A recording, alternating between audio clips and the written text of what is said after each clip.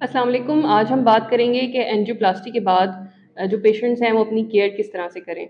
तो इसको हम डिवाइड कर लेते हैं आसानी के लिए, अच्छे तरीके से समझ आ सके। तो शुरू के जो 24 आवर्स हैं वो केयर आपकी हॉस्पिटल के अंदर होगी, और उस दौरान आपने मुकम्मल बेड रेस्ट करनी है। एटलीस्ट 6 से 12 घंटे ज़रूर बेड रेस्ट करनी है, ताकि कोई ब्लीडिंग ना हो सके और आपको प्रॉपर तरीके से हीलिंग का टाइम मिल सके। इसके दौरान जो है वो आपकी मॉनिटरिंग होगी। जो वहाँ पे डॉक्टर्स होंगे, स्टाफ होगा, वो आपके वाइटल्स चेक करेगा, ईसीजी की मॉनिटरिंग होती रहेगी, और जो आपकी एंजियोप्लास्टी साइट है उसका ध्यान रखा जाएगा। इसके बाद अगर इस दौरान खुदा न खास्ता किसी को पेन होता है, और यूजुअली हो भी जाता है, क्योंकि जो पुराने लीजन होते हैं उनसे जब हम वायर गुजारने की कोशिश करते हैं तो फिर वो बाद में पेन करते हैं, या जो एंजियोप्लास्टी साइट होती है उस पर बहुत प्रेशर दे के बैंडेज की जाती है तो वो दर्द करती है। तो उस पेन की मैनेजमेंट, और वो ऑब्वियसली डॉक्टर्स का काम है और स्टाफ का काम है। इसके बाद फिर आपने इस दौरान जो खुद करना है वो ये है कि फ्लूइड इनटेक अपना बढ़ाना है, पानी ज़्यादा से ज़्यादा पीना है ताकि डिहाइड्रेशन ना हो। और एंजियोप्लास्टी के दौरान जो डाई दिया गया है, जो इंजेक्शंस दिए गए हैं, वो जो है वो पेशाब के ज़रिए निकल जाएं, इसलिए आपने पानी का इस्तेमाल जो है वो ज़्यादा करना है।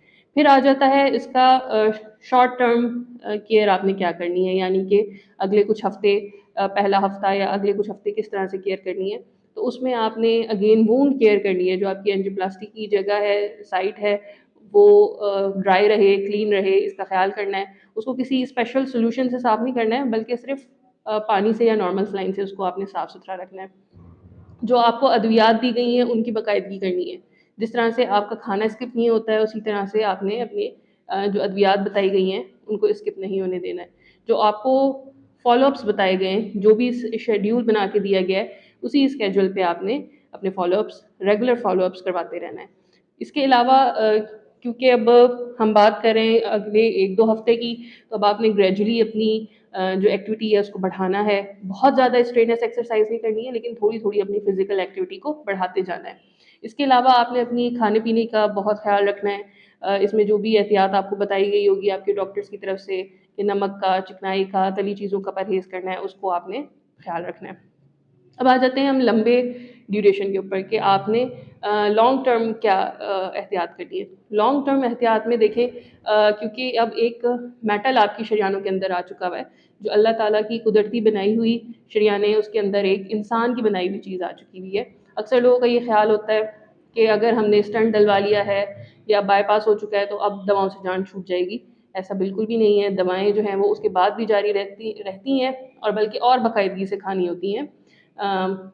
इसलिए अपनी दवाओं की बाकायदगी का ख्याल रखें, अपने रेगुलर चेकअप्स करवाते रहें, और अपनी लाइफ स्टाइल मॉडिफिकेशन लाना शुरू करें, अपनी ज़िंदगी के अंदर مثبت तब्दीलियाँ लाना शुरू करें, ताकि जो और बाकी की शरियानें हैं उनके अंदर ये ना हो, उनके अंदर ये रुकावट ना हो, और जो अब स्टंट डल चुका हुआ है उसके अंदर भी किसी किस्म की कोई तंगी, कोई रुकावट ना आए।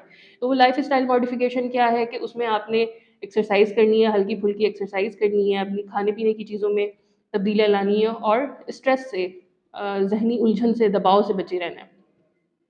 अब आ जाते हैं रिस्क फैक्टर्स आपके, जैसे कि किसी को ब्लड प्रेशर है, शुगर है, उन रिस्क फैक्टर्स को भी मैनेज करते रहना है। अक्सर लोग जब हम उनको डिस्चार्ज करते हैं तो उनके क्वेश्चंस होते हैं अपने जॉब से रिलेटेड, कि अब हम अपनी जॉब पे कैसे जा सकते हैं।